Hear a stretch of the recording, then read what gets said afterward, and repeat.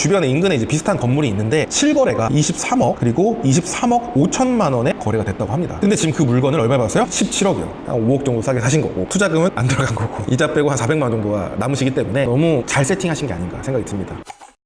안녕하세요, 건물주님. 안녕하세요. 최근에 올리신 영상 중 하나가 아주 난립니다. 5억 줍줍 영상인데 모르시는 분들도 계실 테니 소개 한번 해주시죠. 저희 코칭반 수강생분이 낙찰을 받으신 물건이고요. 다가구 관련해서는 다른 곳에서 전혀 강의를 들으신 적은 없으시고 제 강의만 듣고 바로 다가구 투자를 하신 분입니다. 근데 이분은 워낙에 또 꼼꼼하신 분이에요. 또 IT 계열 쪽에 또 계시고 꼼꼼하게도 굉장히 체크를 잘 하셨거든요. 근데 이 물건을 처음으로 코칭을 했는데 첫 입찰, 첫 낙찰 받으신 물건이죠. 그래서 일단 이 물건은 24 타경 108484 사건이고 서구 탐방동 63-8번지입니다. 물건 종별은 근린주택인데 그리고 토지 면적은 128평, 건물 면적은 197평 정도 되는 물건이고요. 감정가가 23억 3천인데 한번 유찰됐습니다. 16억 3,300만 원. 근데 저희 수강생분이 17억 2,300만 원에 감정가 대비 약 73.87%의 낙찰을 받으셨습니다. 이 물건이 사실 단독이라서 조금 아쉽긴 했어요. 근데 제가 수강생분이랑도 좀 이야기했었을 때 이거는 한 명 더 들어오거나 단독일 가능성이 있다라고 제가 말씀을 드렸었고 고민하시다가 17억에 낙찰을 받으셨어요. 그래서 어쨌든 단독이다 보니까 한 1억 정도의 비싼 떡을 사드신 거죠. 보통 이제 이쪽에서 떡이라고 표현을 많이 하거든요. 그래서 1억짜리 떡을 사 먹었다. 제가 항상 수강생분들 낙찰 받고 나서 그 들뜬 목소리로 제가 전화를 막 받거든요. 차순이랑 쌤 얼마 차이 안 났어요 이렇게 얘기를 하시는데 저는 항상 얘기를 해요. 차순이랑 얼마 차이가 안 났어도 내가 생각한 금액대로 낙찰 받으면 된 거다. 금액이 차이가 작던 크던 간에 아마 제 영상을 지금 시청하고 있는 수강생분이 계시다고 하면 아마 이 부분에 대해서 공감을 하실 텐데 그만큼 내가 입찰하는 금액에서 확신이 생겨야 돼요. 대출 같은 경우에는 원래 신탁대출로 받으시려고 하셨어요. 단독 낙찰이잖아요. 사실 여기에서도 포인트가 하나 나오기는 했어요. 이거 원래 강의 때만 알려드리는 건데 말씀드리면 단독 낙찰로 됐을 경우에 은행이 좋아할까요? 싫어할까요? 싫어할 것 같아요. 비싸게 받은 것 같아서. 은행에서 시세 조사를 안 했잖아요. 그치만 할 생각도 안 하겠죠. 그냥 감정가 대비 얼마에 받았는데 단순히 경쟁이 세면 좋은 물건이고 이렇게만 생각을 보편적으로 해요. 근데 우리 투자자는 실제 가치가 더 중요하기 때문에 임장을 가는 거잖아요. 근데 은행에서 이걸 대출해주기 위해서 임장을 가요? 하진 않죠. 그런 수치로 따질 수밖에 없는 건데 사실 단독 낙찰로 받게 되면 90% 대출 나올 것도 적게 나오기도 합니다. 근데 저희 수강생분이 한 명은 들어오겠지 생각을 했다가 들어갔는데 단독 낙찰을 받으신 거예요. 낙찰가의 80%의 대출이 가능하다라고 해서 답변을 받으신 거죠. 물론 그 정도까지 했었어도 자금 계획에 문제는 없었어요. 그리고 이제 그 이후에 제가 이렇게 해서 좀 한번 알아보세요 라고 이제 얘기를 하셔가지고 이제 은행이랑 조인이 됐죠. 근저당으로 대출이 가능하다. 그래서 낙찰가의 81%, 82% 정도 대출이 근저당으로 가능하다라고 얘기를 해주셨어요. 그 금액이 한 14억 정도. 그러면 거의 지금 신탁 정도보다 높게 나온 수준이었던 거예요. 그리고 나서 저희 사무장님한테 이야기해가지고 방공제, 방빼기 싹 다 하고 조금 더 높게 14억 3천만 원에 신탁 대출이 아닌 근저당 대출로 약 낙찰가의 82, 3% 정도를 대출을 받으셨습니다. 포기 투자금은 어느 정도 들어간 건가요? 감정가 23억 3천인데 17억 2,300만 원 정도의 낙찰을 받으셨어요. 그리고 14억 3천을 빼게 되면 취득세를 제외하고 2억 9,300 정도가 들어갔습니다. 근데 17억 2,300만 원의 취득세를 대략적으로 계산해보니까 한 6천만 원 정도가 돼요. 기타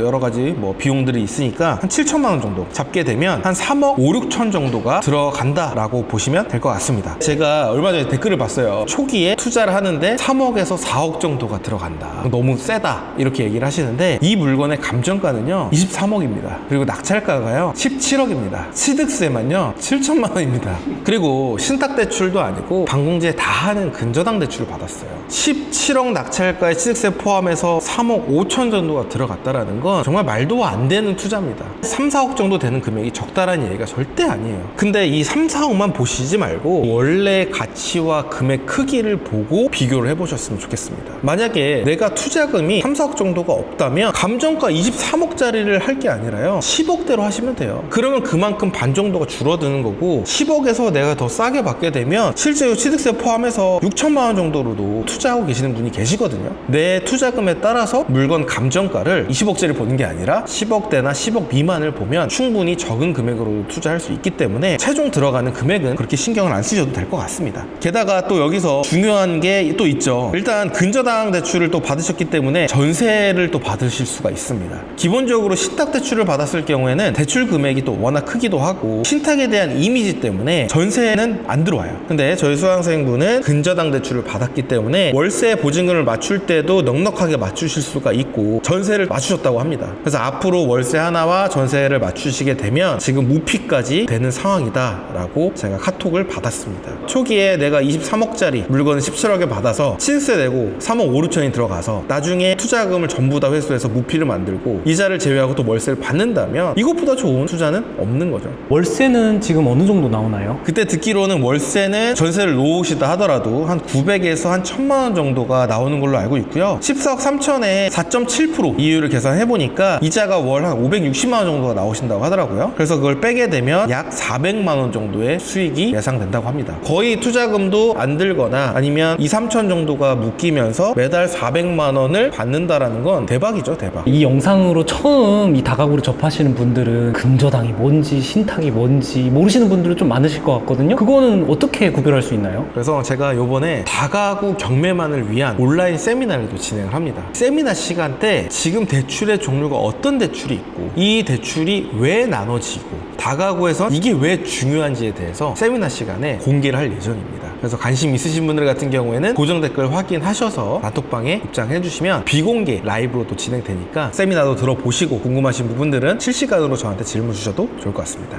제가 알기로는 대전 탐방동이면 경쟁이 또 굉장히 심한 걸로 알고 있거든요. 근데 단독 낙찰이었어요. 그러면 혹시 이거는 비싼 가격은 혹시 아니었을까요? 지금 딱 피디님이 보는 시선이 은행의 시선입니다. 왜냐하면 한 명이니까 비싼 것 같잖아요. 만약 20명이 모였으면요. 그러면은 잘 비싼 받은 거죠. 그렇죠. 그래서 제가 차순위랑 금액 차이가 크던지 작던지 신경 쓰지 말라고 얘기를 하는 거고, 만약에 작다면 기분 좋고 끝인 거예요. 뉴포티님이랑도 그 조사하신 내용들도 쭉 다 보고도 했는데 얘기해 주셨던 거는 일단 확신이 있으셨습니다. 왜냐면 거의 2번, 3번 정도 임장을 가셨는데 임장을 그냥 겉핥기식으로 하시지 않았어요. 정말 열심히 하셨어요. 주변에 인근에 이제 비슷한 건물이 있는데 실거래가 23억 그리고 23억 5천만 원에 거래가 됐다고 합니다. 근데 지금 그 물건을 얼마에 받았어요? 17억이요. 아직도 생각이 똑같으신가요?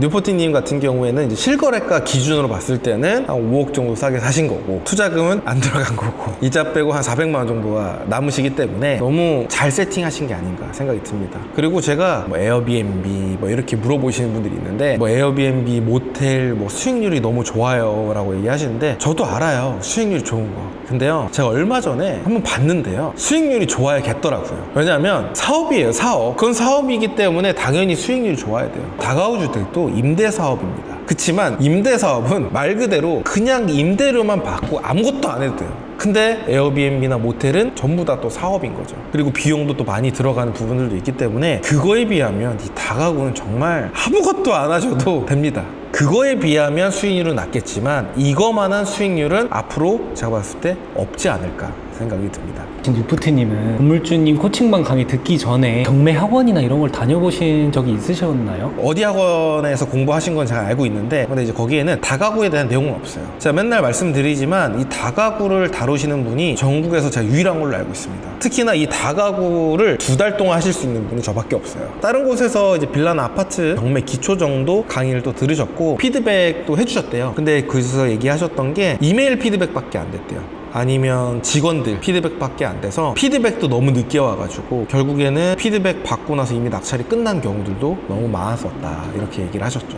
저도 카톡으로 하거나 이메일로만 답변 주면 너무 편할 것 같아요. 그럼 거기에 대한 답변만 해주면 너무 편해요. 대표 강사로서도 너무 편한데 최대한 모든 가능한 전화로 해서 피드백을 드려야겠다. 전화를 하다 보면 궁금한 것들이 또 나오거든요. 그리고 메일 보낸 시점과 그 이후에 하루 이틀만 지나도 궁금한 게 또 생길 수도 있어요. 제가 이렇게 전화를 해서 최대한 좀 코칭을 하고 도와드리려고 많은 노력을 하고 있습니다. 근데 이게 영원하진 않겠죠. 그래도 최대한 코칭반 수강생 분들이 전부 다 낙찰을 받는 날까지는 열심히 하려고 하고 있습니다. 그래서 이제 다가구 코칭반 관련해서 또 궁금하신 분들이 분명 계실 거예요. 제 유튜브 영상을 보고 카페 가입까지 또 하셨는데 근데 이제 코칭반이다 보니까 이 케어에 대한 질적인 문제 때문에 제가 계속 상시 모집을 할 수가 없어요. 그래서 현재 카페 여러분들이 보신 것처럼 커리큘럼이 없는 게 맞고요. 요번에 제가 온라인 다가구 세미나를 진행하는데 이 세미나에 참여 참여하신 분들에게만 제가 비공개로 이 커리큘럼을 공개를 할 예정입니다. 저는 열심히 하고 정말 건물주가 되고 싶은 간절하신 분들과 함께 코칭반을 하려고 일부러 세미나에서만 공개를 하는 겁니다. 내가 간절하고 남들이 간절하면 이 간절함이 더 커져요. 그러면 여러분들이 꿈꿔왔던 이 건물주의 시기가 훨씬 더 빨라지기 때문에 일부러 이렇게 공개하지 않고 세미나에서만 커리큘럼을 안내를 해드리고 있습니다. 고정 댓글 확인하셔서 온라인 세미나 신청 후에 반드시 단톡방에 들어오신 다음에 링크 확인하셔서 저와 함께 라이브로